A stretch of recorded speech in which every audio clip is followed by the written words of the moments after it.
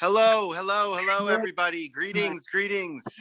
Greetings. Good morning. Welcome, welcome, welcome, everybody. It's so good to see everybody's beautiful faces this morning. And hello, especially to the Faulkenberries. You guys, we love you so much. Thank you for organizing this. Hi, Lolo. Thank you for blowing kisses. Yeah, there's Mike. Is that? Yeah, my mom and dad are here. Yeah, here they are. And yeah, the snags are dispersed through a couple of different locations.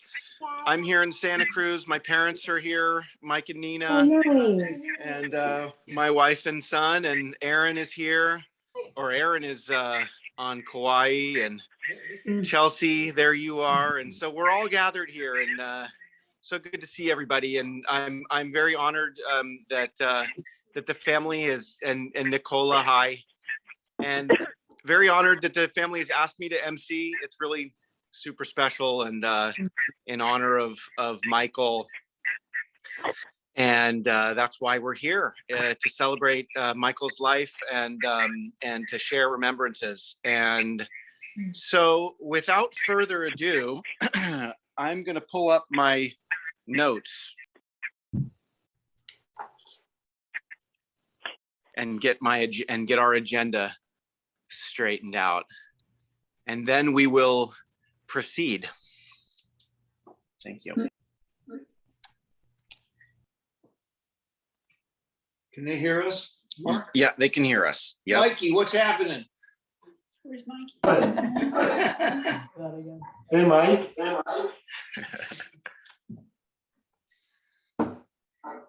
Nina, how are you? How's the city? Good. The city is great. We're in Santa Cruz. At the Oh, moment. yeah, that's right. Yeah, we're Hey, hanging out. Kara, how you doing? I haven't seen you in a long time. I'm doing good. Good. See you. Good to see you. I saw Robin the other day. Hi, Lauren. All right. So should we begin? And go ahead, Dad. Go ahead. Keep going. Dave and Donna, hi. Hi, You Mike. guys go back further than anybody. Hey. Good to see you. Yeah. Yeah, they're just like right there. That just happens to be everybody who's on our screen right now. So I'm sure Dad would go through the list and say hello to everybody, but Zoom only lets 4 boxes. So Yeah. Oh. so I think let's go to the first to who's going to really set the tone for today's ceremony, and that is with Renee. Renee Wilson is going to sing a song to get us started. And Renee, I guess we could describe Renee as like Michael's what did we call it? What do we call stepdaughter-in-law? A pseudo daughter-in-law. Pseudo daughter-in-law, daughter-in-law adjacent. And Renee, thank you for gracing us with your beautiful voice in this beautiful song. And without further ado, over to Renee. You're welcome, and thank you for asking me to be here. This is for you, Mike, and everybody here. So I hope you enjoy. Don't worry about a thing, 'cause every little thing is gonna be all right. Don't worry about a thing, 'cause every little thing is gonna be all right. Rise up this morning, smile with the rising sun. 3 little birds pitched on my doorstep, singing sweet songs, a melodies pure and true. Singing, this is my message to you. Saying, don't worry, no, about a thing. 'Cause every little thing is gonna be all right. Singing, don't worry about a thing. 'Cause every little thing is gonna be all right. 'Cause every little thing is gonna be all right. I rise up this morning, smile with the rising sun. 3 little birds just on my doorstep, singing sweet songs, a melody pure and true. Singing, this is my message to you. Saying, don't worry, no, about a thing. 'Cause every little thing is gonna be all right. Singing, don't worry, no, about a thing. 'Cause every little thing is gonna be all right. 'Cause every little thing is gonna be all right. 'Cause every little thing is gonna be all right. 'Cause every little thing is gonna be all right.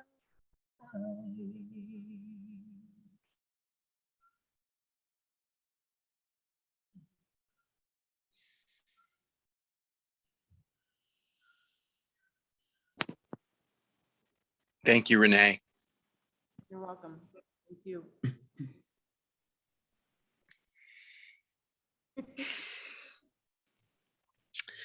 Okay, well, our next remembrance and our first remembrance comes from one of Michael's best, dearest, and oldest friends, all the way back from high school. And Dave Carter followed Michael to Nevada City over 40 years ago. They were part of the supper club together. And Dave, over to you. Thank you. It's working now.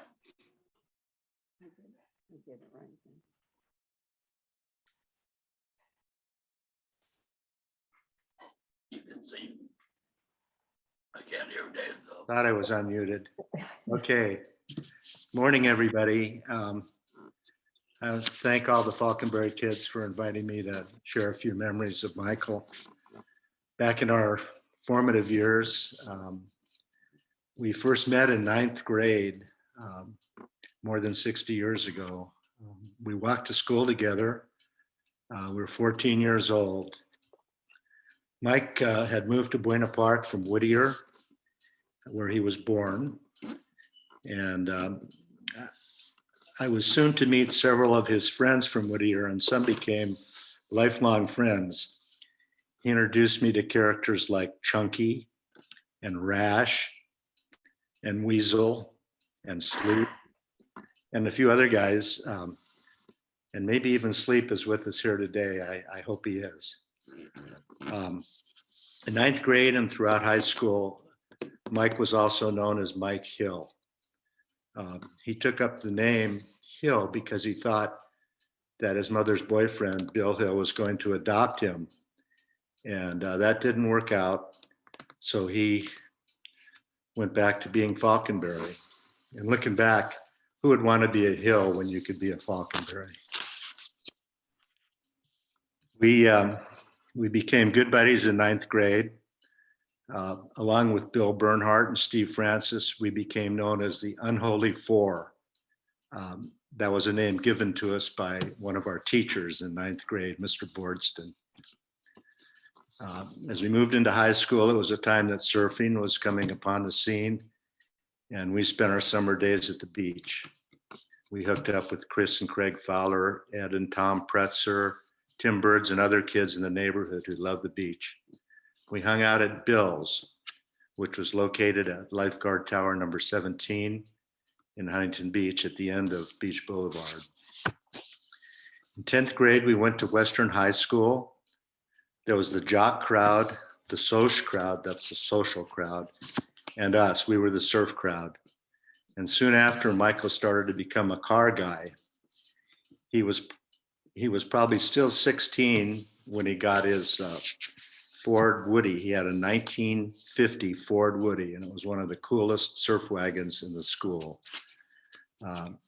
Not too long after, he graduated to a Chevy 409, which was probably the fastest car in the school. We were dressing in surf shop t-shirts and Pendleton shirts, Huarache sandals, and so forth. And then later in high school, we started to get a little more fashionable. Khakis, Madras shirts, and Cordovan shoes. And I don't know if anybody here knows this, but Mike was a very sharp dresser in high school. And he was the Western High School representative for Norm Meagher's menswear in Anaheim.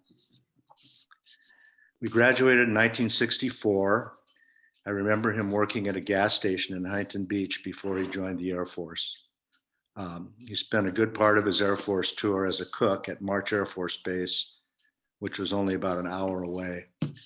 When I got drafted, he came home and drove me to the bus stop.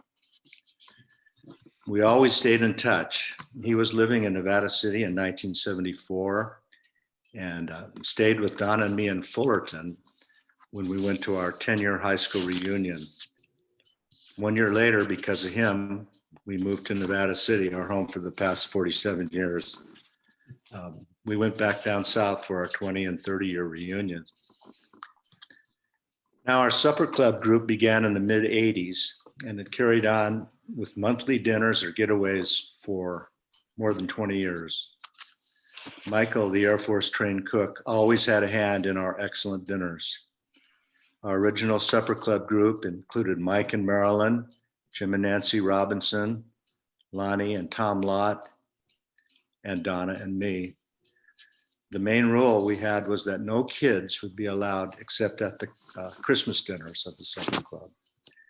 We had so many good times. All the dinners, the winter and summer visits to the cabin at Serene Lakes, the cabin at Tahoe, 2 getaways to Bucerias near Puerto Vallarta in Mexico, the house at Sea Ranch, and more.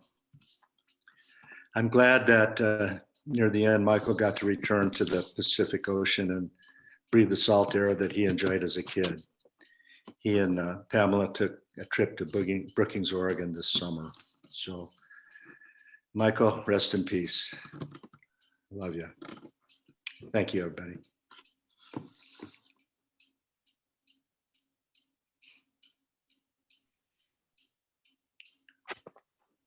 Thanks so much, Dave.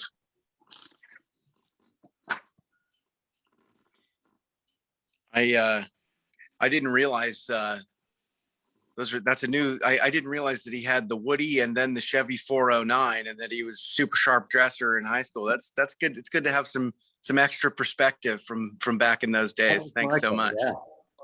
Yeah. Okay, now please enjoy a photo montage that his kids put together with love, set to the music of one of his favorite artists, James Taylor. Enjoy this photo montage.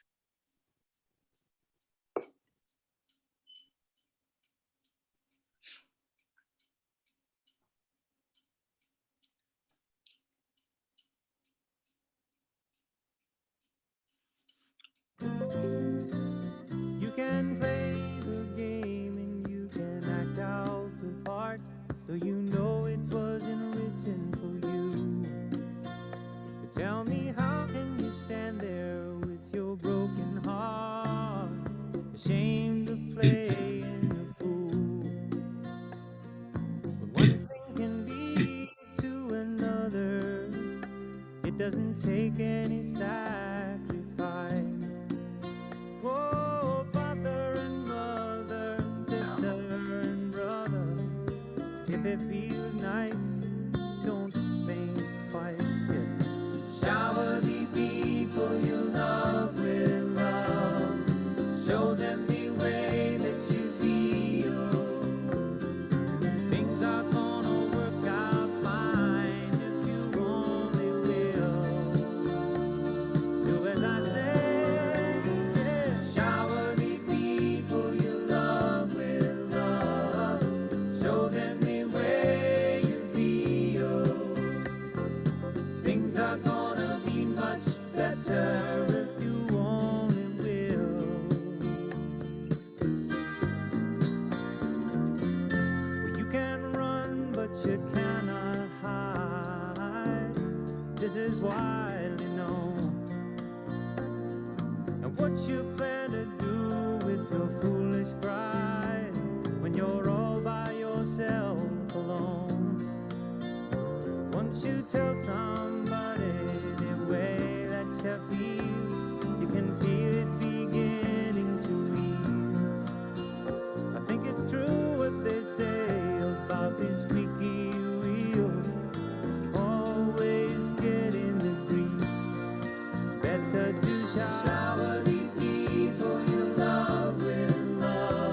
listen, show them the way that you feel. I know things are gonna be just fine if you only will. What I'd like to do to you, shower the people you love with love. Show them the way you feel. Things are gonna be much better if you only will.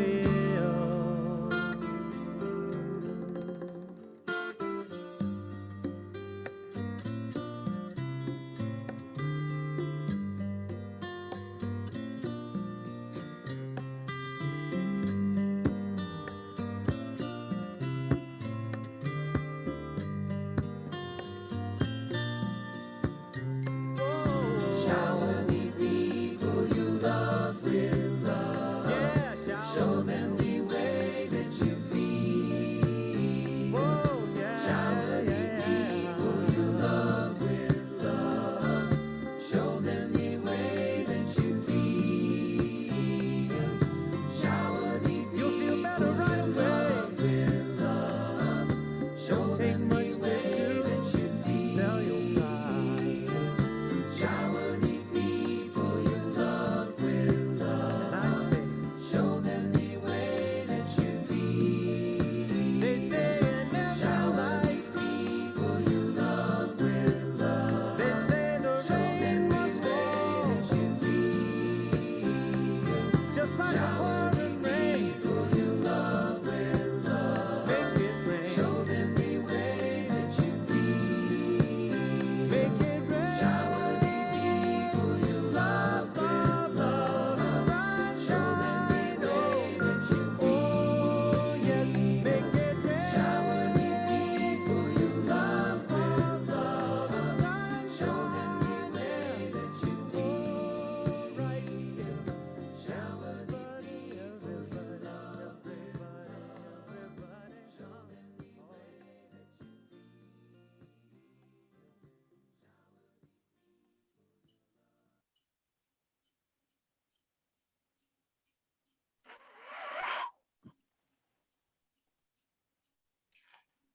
There's Jim and Nancy. That was really beautiful. Thank you so much, Faulkenberry's kids, for putting that together. What a beautiful tribute in photographs. So next, we've got someone who I know very well, and probably everybody knows this fellow.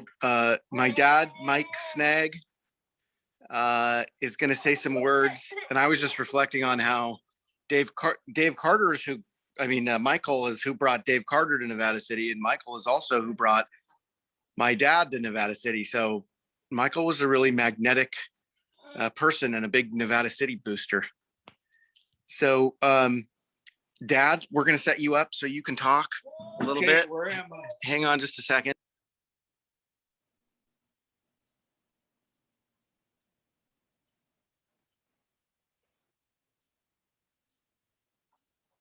Okay. Okay, am I unmuted? Okay. You talk. This is your. Here's my speaker here. It's so great to see everybody. Let's see, I got 5 minutes to put 50 years into 5 minutes, right? Is that the deal? Okay. I'm going to cover, I'm going to keep it minimum. I'm just going to cover our store together. And then I'm going to talk about how it went from Marilyn and Mike to the other Mike in Maryland. That's a good one. Okay. Not many people know the real story. So what, am I okay, Mark? Yeah, you're perfect. Okay.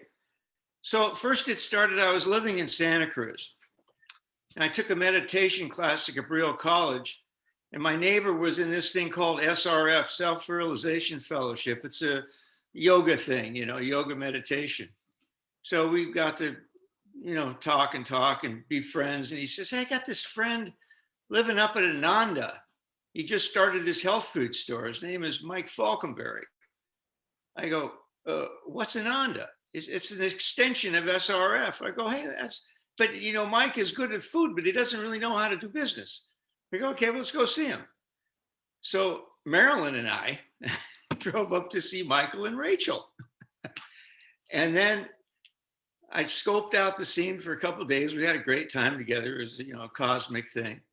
And I saw, let's see, he's got 10 hippies working for him, an hour a day, so they could spend the rest of the time going to the river. I go, no, this can't work. And then I saw one day, he said, there's a sign on the door that says, closed, gone to the river. I go, oh my God, my upbringing, this is not okay. You know, you can't run a business like this. So anyway, we ended up within a few days, I joined him, put in $5,000 to buy some food. And that started this thing, okay? And so I just go through a couple memories. First of all, he was 21 and I was 19. That's to give you a perspective, okay? But I had spent my life doing business, and Faulkenberry knew all kinds of other stuff, including food. So 2 years in a row, the committee to clean up Nevada City threw rocks in our window, in a front window. And the third year, we were there waiting for him, and nobody showed up. Okay, we know who it was, so I'm not going to mention it on this deal here. And then Ralph and Gladys, who owned the city meat market, called us and said, boys, you want to come over to the city meat market? Yeah, we'd like to come over there. So we moved from Commercial Street to Broad Street, and we had the Whole Foods. It's a Whole Foods thing that we had. It was a big store. And then they said, well, and Howard says, you guys want to buy this building for $34,000? Just give me $5,000 down and $500 a month. I go, yeah. And then Michael chickened out of the deal about halfway through escrow, because it was 500 was 150 more than 350, which is what we were paying. So that was a great thing, because I learned about real estate to never do that again. Okay, so that was my first big real estate class. Don't back out of deals like that. So that was good. Then we used to have the sign that says we must insist on no smoking in order to protect the freshness of the food. And Michael and I were up there smoking pot all day. I mean, all day. You know, usually, like, I still smoke pot, but I couldn't smoke pot all day. My God, man, this was too much. So then there was the part, well, that's enough of that, okay? Then, you know, Marilyn and I had been together since 9th grade. And we were fine and everything, it was okay. But it wasn't okay enough because, you know, 9th grade, that's really early, okay? I mean, like, I didn't have a driver's license or, you know, all the things in the 9th grade. So Faulkenberry, we didn't have our store anymore, we sold it. And I was working for youth self-help. Remember that, everybody? The probation department at the old Seven Hills School.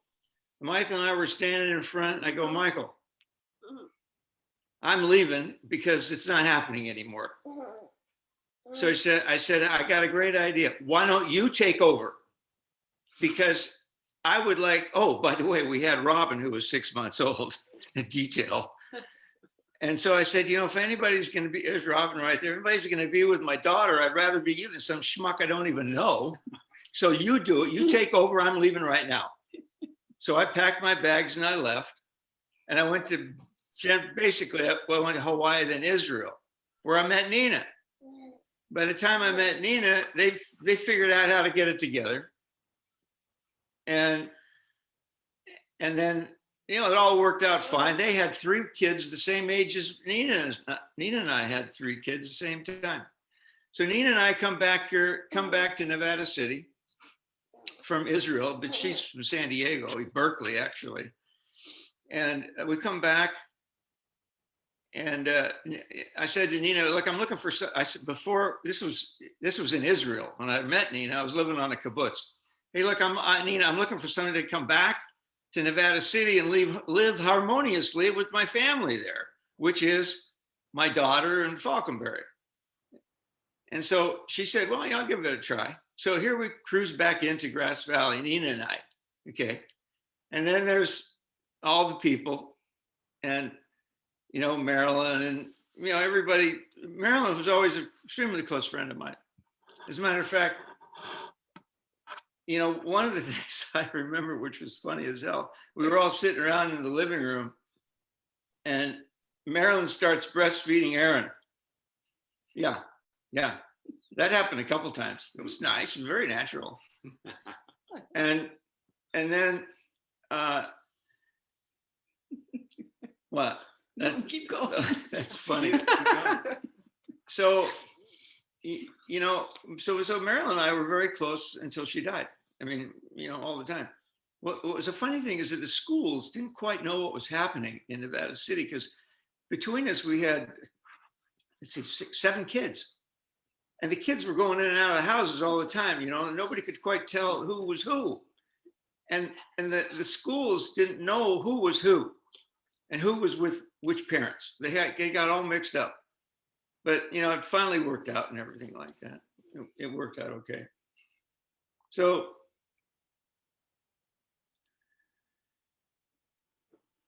that's, I mean, that's about it. That's the story, you know. So we met, had a health food store. I talked to Michael every couple of weeks or every month for the last 52 years.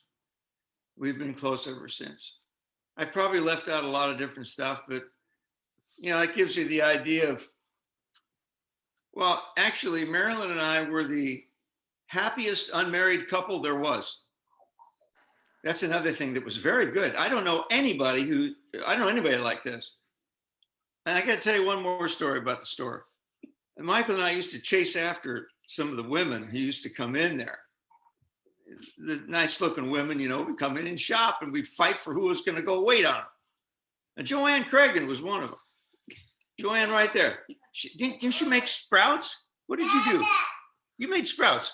So every time she comes in once a week with sprouts, Faulkenberry and I are up in the attic going, hey, I'll go down and take care of, I'll pay Joanne. Oh, no, I'll go take her. You know, so there's like every week for a long time, it was who was going to wait on Joanne. And there was a couple more too. This wasn't just her, it was other people who shopped there. We had this thing about who was going to wait on who, you know, which is, you know, made it kind of fun. I'll never forget that guy's close friend. Love you, brother. I'll see you.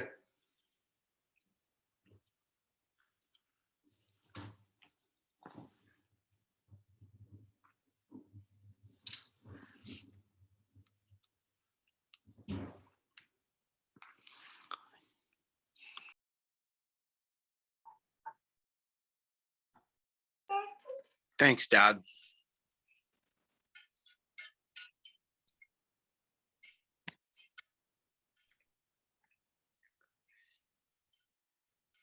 Well, to continue, the next remembrance is going to come from Michael's longtime business associate during his 30-year insurance career and a very dear friend, Fred Vitus. Hi, Morning, Fred. everybody. Get mine too. First of all, I'm just taken by how much one person's life can affect so many others. I'll try to get through this without getting too emotional. One thing I remember, Mike Snag, as you're talking about the families, I know when the Snag kids would get upset with you, they'd go over to the Faulkenberries, and when the Faulkenberry kids would get upset with their parents, they'd come over to your house, right? And it kind of worked out pretty well that way. I first met Mike back in 1976 when I joined Cal Farm Insurance. He joined shortly thereafter, and I don't think either one of us ever believed that we would become insurance agents. I could not see myself doing that. I wanted to be a singer or a race car driver or a photographer. And then Mike came from a different background altogether also. As you mentioned, the cars back in his early days, Dave, I think his 409 probably would beat my Mustang. and I was surprised to hear he was a car guy. The insurance industry is not one that everybody gets excited about. It. I guess, Aaron, you would agree with that over the years. But Mike and I had a great time. We were part of a region, the Mountain Toppers, we called ourselves, and there were, I think, 16 agents. We'd have monthly meetings down in Yuba City, one of the neatest areas. Anybody that's been to Yuba City will know. And then first time I met Mike in Maryland was at a company function across from SPD Market at the Coach House, I think it was. And I believe Marilyn was pregnant with Kara at the time. And glowing, wonderful person that she was. We shared many special times through that period of time, went on company sponsored trips to Sedona, Hawaii, Idaho, British Columbia, Montreal. Montreal, we rented Tilden rental cars, 5 families, and toured the area, and that created a tradition of the Tildens, we called ourselves, and bought t-shirts and met a couple times a year at somebody's house and had meals and visited and drank. One of the more memorable trips I remember with Mike and Marilyn was in 1983. The 4 of us went over to Hawaii. We spent some time at a condo that my wife's aunt owned and enjoyed that. Then we split off for a couple of days and then met back at the Big Island where we rented a condo together and burn out a blender, tried making drinks, enjoyed that. Faulkenberry's, when they lived on Alexander Street, I remember sharing a lot of time with them, the bike races, parades. Mike was President Clinton, I think, during the annual 4th of July parade. He did look a little bit like Clinton, but his politics, I think, were substantially different than Clinton's. And the Red Dog homes, I remember the first Red Dog home, very comfortable, relaxing home. And then the second Red Dog home was a newer home, but it didn't matter which home it was, the Faulkenberrys were there. And they were just always warm, wonderful people. Marilyn, I remember those few words she said at the end of her life. It's so simple, air, water, love and peace. I think we can all look to those words and enjoy the meaning of them. There, in 1984, Cal Farm got into some bonds and they went bankrupt because of it. And so Zenith National Insurance Company bought Cal Farm, and because of their philosophy, we were able to become independent agents. And so my wife Patty and I created our own agency, and then Mike went on his own, and he worked for IB&C, I think it was one of the agencies there locally. Enjoyed that. And he and I would share war stories about how miserable the insurance industry was, but it brought us a nice living. I remember Mike used to get upset early on in his career when he'd get a negative check. He wouldn't get any money from Cal Farm. And he'd say, well, what the hell? They should know that I have a family and I need money to pay my bills.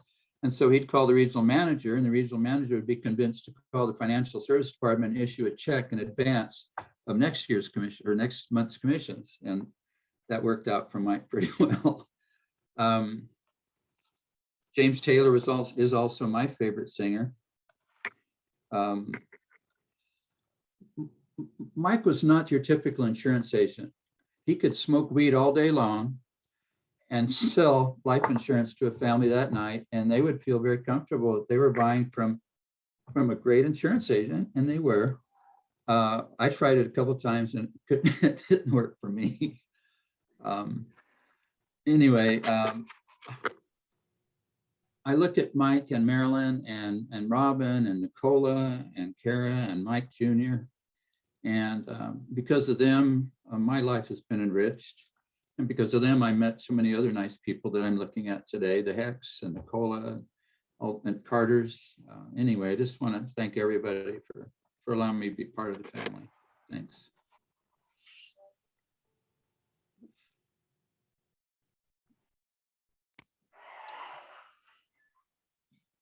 Thank you, Fred.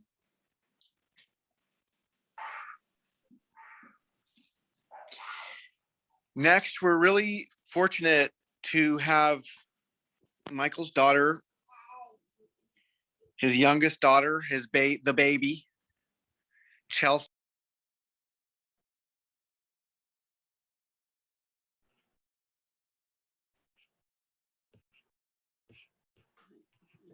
You're muted, Mark. Oh, sorry. Thank you, Fred. Now you can hear me, right? Okay, thanks so much, Fred. And we're really blessed next to have Michael's youngest daughter, the baby, Chelsea, say some words. Thank you so much, Chelsea. Of course.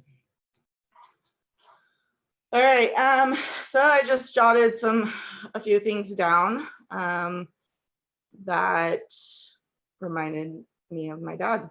Some of his attributes was how laid back and down to earth he was. He was very accepting and open-minded to everyone, except for when it came to friends of friends. And all of us kids know the whole friends of friends thing. You don't trust the friends of friends. And that was very important for us to know from Dad, that your friends can come over, but not your friends of friends. So he's very accepting to everyone, except for the friends of friends, which is a good lesson to know, later in life. It's normally the people that screw you over.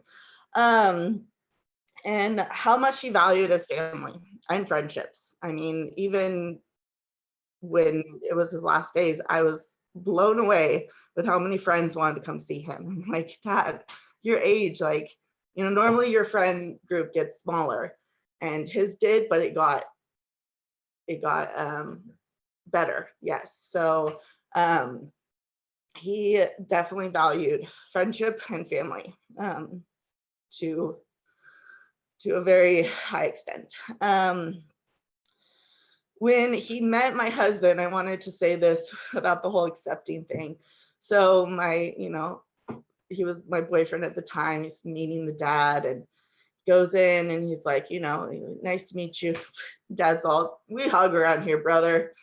And that was just like the immediate connection that he had with my husband and how accepting he was to him. So that meant a lot to me. Let's see here. How much he loved my mom. Let's see if I can do this. Yeah, so he loved my mom. She was his world. And I watched him personally fall apart when she passed away because he didn't know what to do with himself.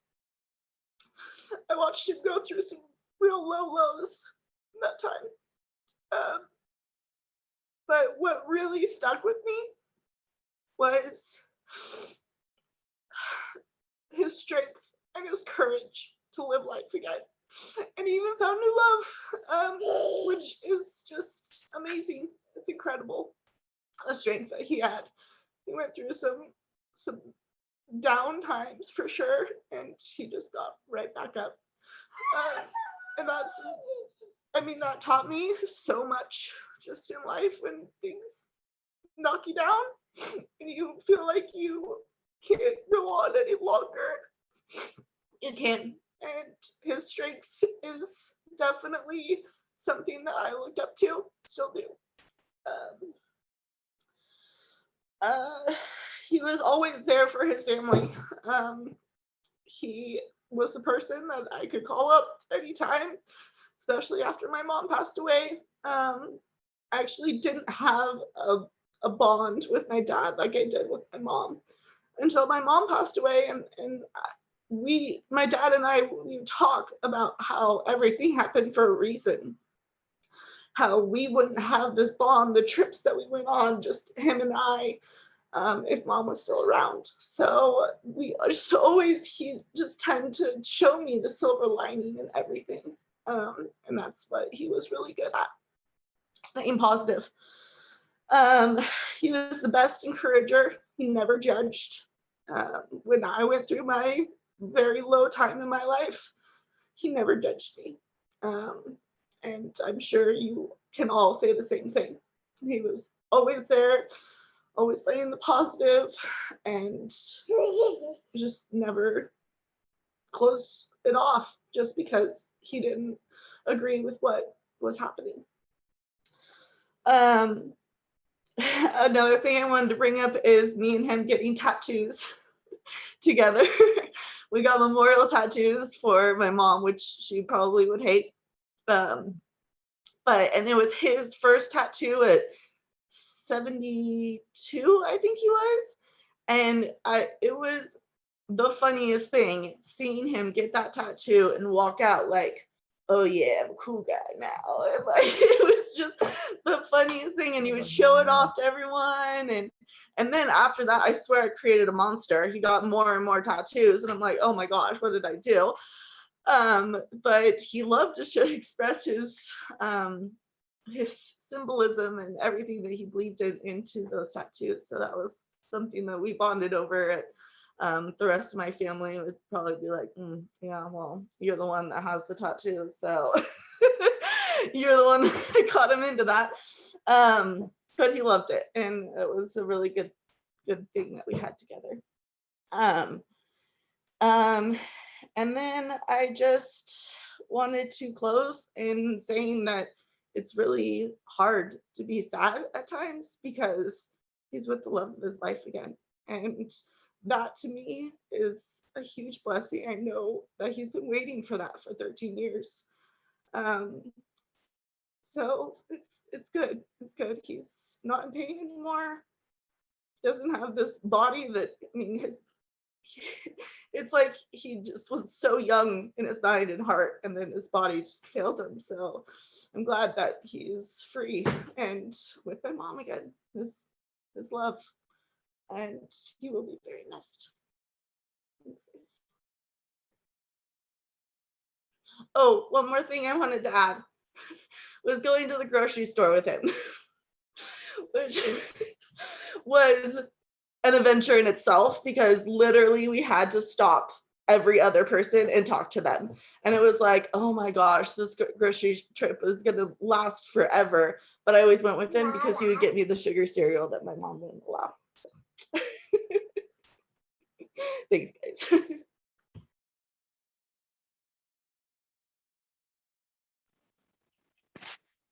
Thank you so much for that, Chelsea. Thank you.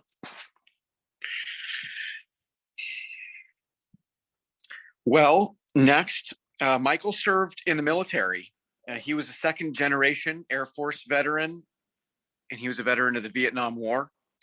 His son, Mikey, as a third generation veteran of the U.S. Armed Forces, put this beautiful military honor together for Michael.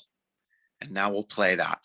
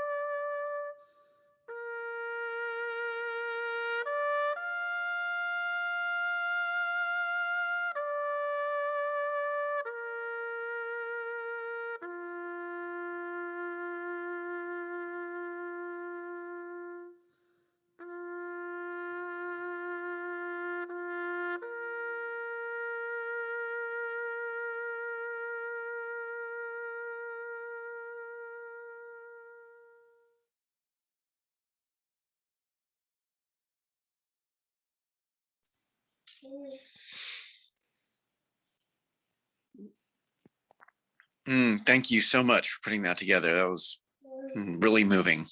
Thank you. Well, at this point, we're going to open up the we're going to open it up to others. Anyone else who wants to say some words and about Michael. And so here's how it's going to work. If you want to say some words about Michael, please put your name in the comments. You go into the chat and you type your name in, and we'll find your name there in the chat, and we will call on you in order. I'll call on you. And the family has asked that first, please keep it to 5 minutes or under, and we'll keep a timer so we can help you. And also that you please tell a memory or a story, you know, like a real specific kind of memory or story. And we'll all really appreciate and enjoy hearing the memories and the stories. And so we're getting some action here in the chat, and we will go ahead and start. Oh, I'm sorry. Yes. Aaron, we're going to start with you, brother. Hi, everybody. I've been thinking about Michael a lot the last little bit. I haven't seen him in quite a few years. Hi, brother. But, you know, I don't really have like necessarily a super specific thing, but I have a few really, there's a few things come to mind when I think of Michael. I spent a lot of time over there at the Faulkenberry house when we were kids. I mean, there were probably years when I was there more hours than at our house, you know, like quite a few years right there around middle school. And, you know, really the things that come up for me are, Michael always just has had such a warm smile, an open heart. His laugh was just so contagious. You know, it was just like that big, deep, bear-like laugh. I just, I can feel it in my belly thinking about him. So, you know, he was just so kind and sweet. And I just always will remember that. I just never got nothing other than that from him in all the years, even when he was a little pissed because we did whatever we did. Took something out of his back fridge, or, you know, whatever we would pull off, you know. He would kind of growl, but you could tell like underneath the growl, like he wasn't really pissed, you know. He was just kind of doing it for show, you know. So anyway, I'm gonna miss him a lot. I like knowing he was around. So I can still feel him. So that's it. Thanks. Thanks, Aaron.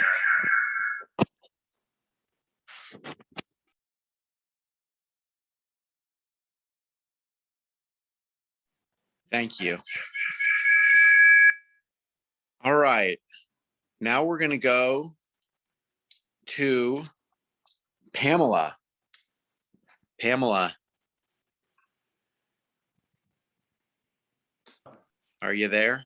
Pam, unmute yourself.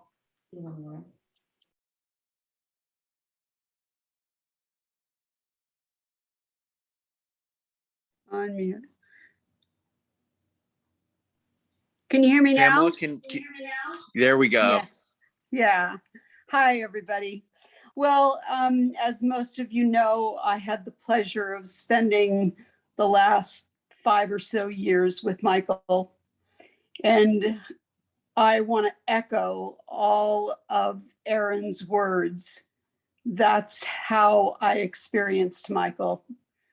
Kind, loving, open, non-judgmental, sweet, the sweetest man I ever knew.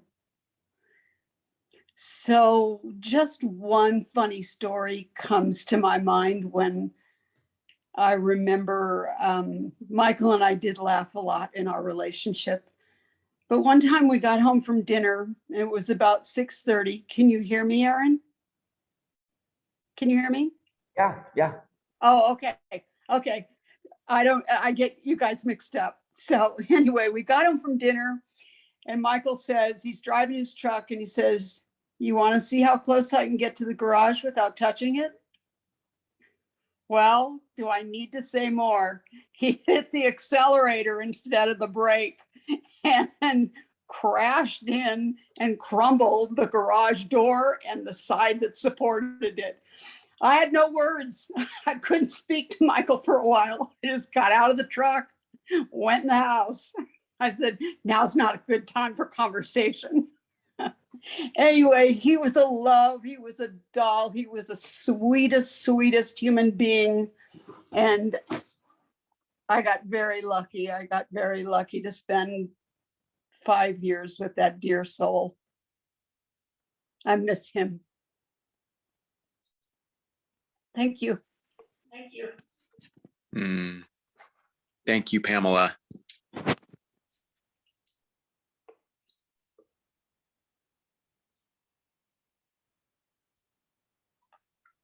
Next, we look forward to hearing from Lonnie. Lonnie. Yay, yay. Oh, I'm so glad to be here to share with the family and all his friends. I have known Michael not as long as David and Jim and Nancy and Donna, but pretty close, a long time. I moved to Nevada County in '71 and I was 16 years old. From Southern California. My dad took an early retirement and I thought, what the heck is this? I was like, wah. So my first husband, Rick Caravelli, was really good friends with Mike Snag in Maryland. So I met them when I was 17, came over to the house, Marilyn's house there out on Downeyville, Mike and Marilyn's house, and immediately fell into their lifestyle. And really, they introduced me to cooking and this lifestyle that, you know, as a 17, 18-year-old was not something that my conservative father from Southern California really embraced, especially didn't embrace Rick. And Mike Snag was my best man, or was Rick's best man at our wedding. And Robin was 6 months old, and Marilyn and I immediately became very, very close friends. So roll it forward, because then there was husband number 2, because I am the only one that has gone through a few husbands. And you have to, you know, embrace it. And they were all part of this world. They all knew Michael. They all knew Marilyn. So Tom and I got married and we had a reception and we were sitting around and Nancy and Jim and Dave and Donna and Mike and Michael Faulkenberry and Marilyn at this time. And it's really sad that we only get together when somebody gets married, because that time we really weren't getting together when people were passing away, right? So we started the supper club and went strong every month. It's exactly what was said.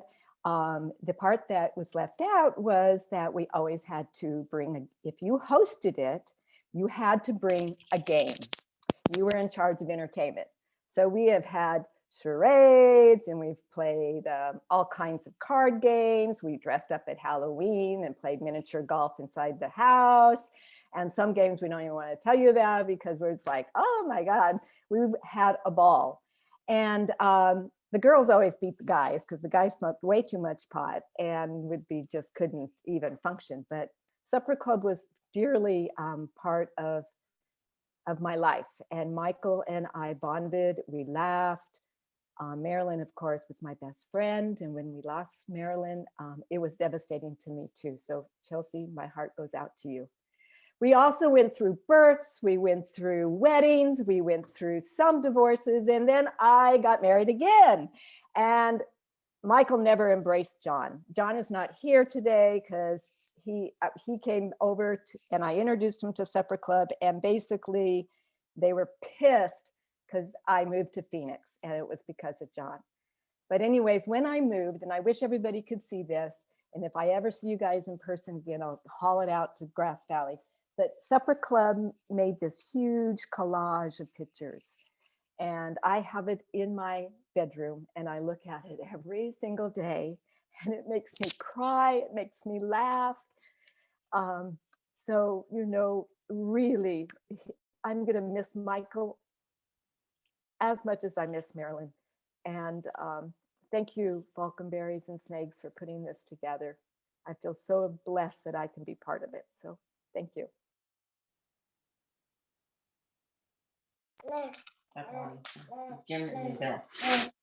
Thank you, Lonnie.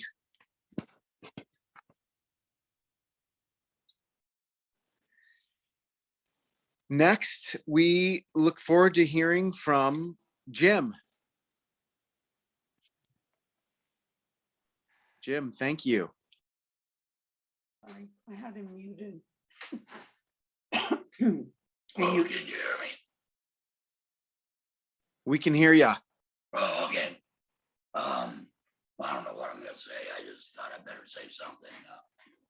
I was really close to Michael. Really, I can't imagine how bad we're all gonna miss him.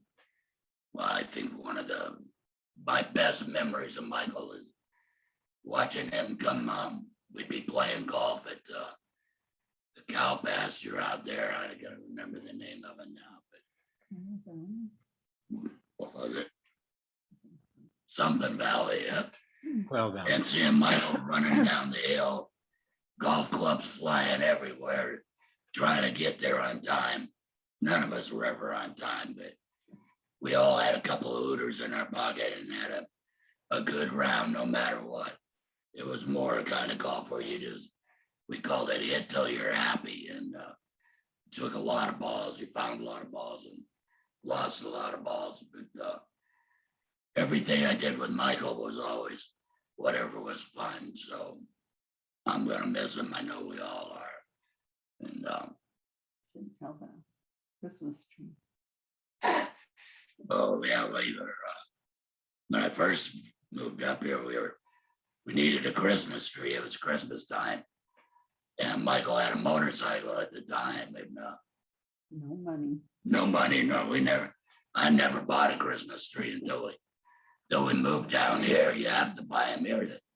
There's no place to get them, but I can remember running through the woods on the back of his motorcycle, carrying this Christmas tree. It keep getting beat up. It had about 3 leaves on it by the time we got there, but we didn't have to pay for it, so that was a good deal. But and we had a lot of good memories.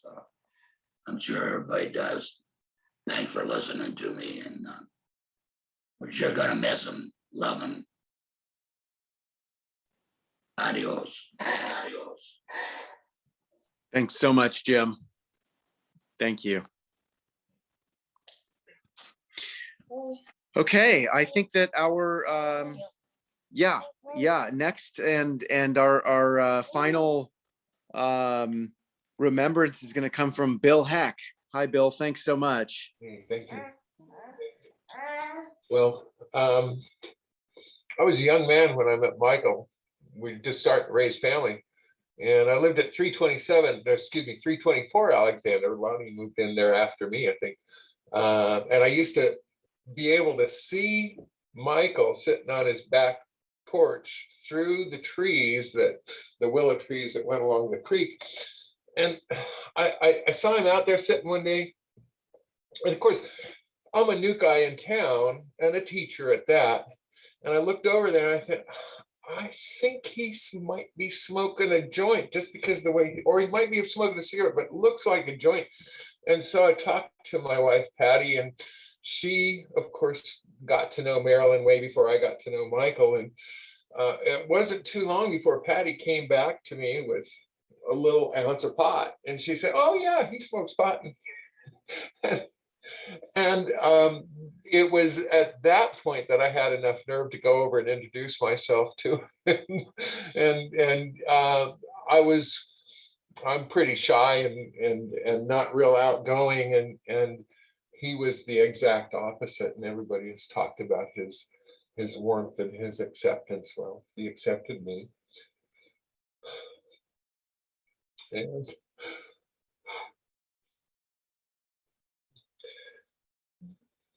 just always, whether it was me or my children or something good or something bad, he was there in my corner.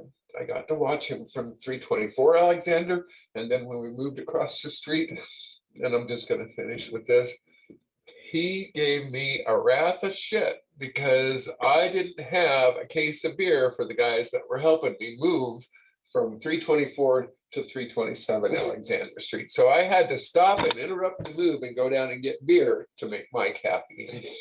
And it didn't take that much to make him happy, but he had to have that beer to help him move. Anyway, I'm gonna miss him.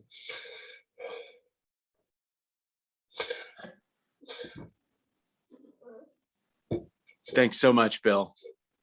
Thank you.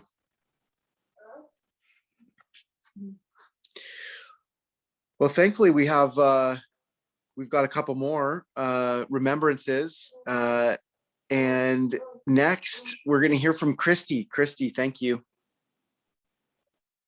Hi, not sure if I'm doing this right. Am I? Sounds good. Okay. Marilyn was my mom's younger sister. And I've, of course, known through both Mikes. I remember Mike Snag coming to our house in Arizona and learning how to milk a cow. And then, of course, Mike Faulkenberry. We loved them all. We lived I moved to Reno when I had my first baby and first got married. And my grandparents, Droba and Glenn Gherkins, lived in Nevada City at that time. And we would go over for family functions. And my husband is kind of the opposite of our family. He's quiet and subdued and gets shocked by things a little bit easier, maybe. And my grandmother always rattled him. And so I remember Mike Faulkenberry taking my husband right from the beginning and saying, I'll show you how this is done. And as my grandma would throw out things to my husband about, his job or what, did you really mean to have your hair that way or whatever the case was, and how Mike would step in and handle my grandmother and joke with her and kind of get her.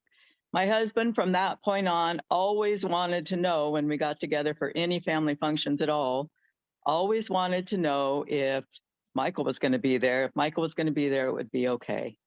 If Michael wasn't going to be there, we probably weren't going to go. So we got to spend quite a bit of time with them. And I always really appreciated how much Michael helped my husband fit in with the grandparents. So that we'll miss him. I know he's having a grand reunion. I'm so happy that him and Marilyn are back together.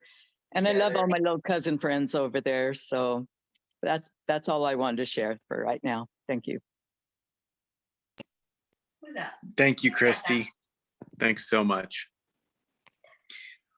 Well, wonderfully, we're going to have the opportunity to hear from one last person, and no better person to hear from to close our ceremony for Michael than Michael Jr. Mikey, thank you so much. Thank you, Mark. I'm going to fall apart. This is why I didn't want to speak.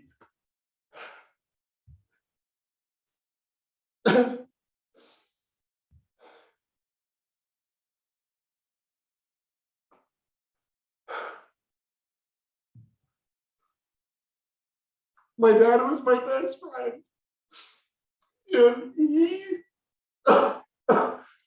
taught me so much. How to cook, and I cook every day. Thank you. To how to do construction and how to do really anything, gardening. He really taught me a lot about gardening, and I think everybody does the common theme in gardening there. I looked up to him so much. I still do. And hearing all you guys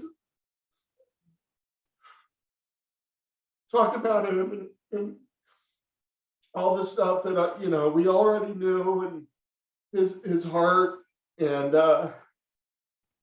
how much he loved his family, and and his friends, but his friends were his family too. So really, when I say family, it encompasses everybody.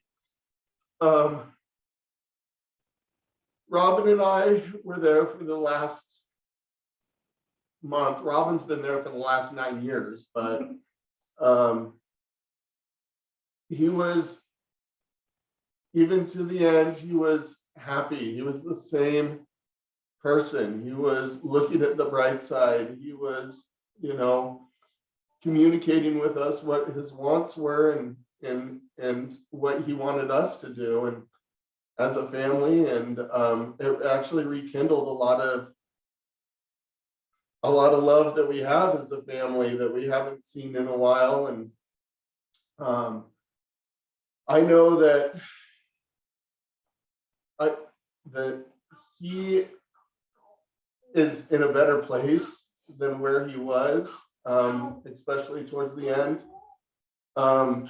And he, I just want to thank everybody. When we did the GoFundMe, we weren't expecting what we saw, and we couldn't believe it when we did. It helped out us, Robin and I, so much to be able to hire people and stuff like that. But I want to thank everybody for that. I want to thank Pamela for making him happy to the end. The last 5 years, he was so happy with you. And like Chelsea said, we weren't sure that he was going to get there after my mom passed. And he went through a few girlfriends before you. And he wasn't happy. But with you, he was happy. And he was happy to the end. He wanted you to be there. And I would just want to thank you and tell you that we love you. And you are part of this family. I want to thank everybody here just because he loved all of you. This is our family. There's so many memories here growing up with everybody here on the screen, you know, even, you know, everybody. You know, the Snags and the Faulkenberries, that's a story all within itself. And Mike and Nina are my parents. They're, you know, I mean, still to this day, I go over there and I make sure that, you know, that they have what they need, and they do the same thing for us. And it's family. You know, everybody here. I mean, even the supper club. It's, you know, it was really nice. Fred coming up and seeing him, he really enjoyed that. And Bill, God, he loved you, Bill. It was, you know, he was just such a loving person. And like my little sister said, he accepted everybody. He didn't care who, you know, what your thoughts were on anything. He was just a lover. He loved everybody. But I'm gonna miss him terribly. And I do, but he came and visited me last night. I woke up and I told Robin that you know, we didn't have a conversation, but I heard him, and he wanted to make sure the thermostat was up, actually, because he was always cold. But that was, you know, it was him. I know it was him. Anyways, I just wanted to say thank you to everybody, and we love you all. And I just, yeah, I guess that's it. I don't know what else to say.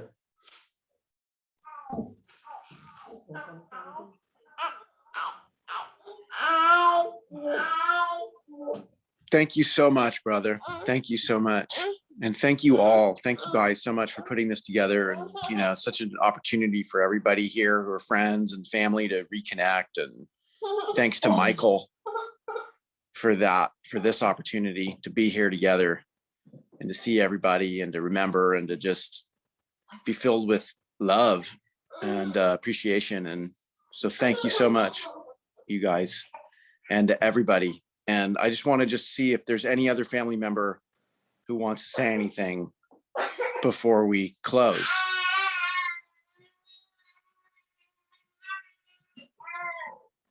Okay, Well, everybody, have a beautiful rest of your day, and thank you so much for being here.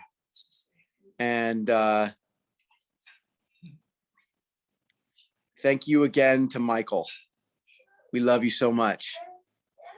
Blessings. Thank you for blessing us. We love you.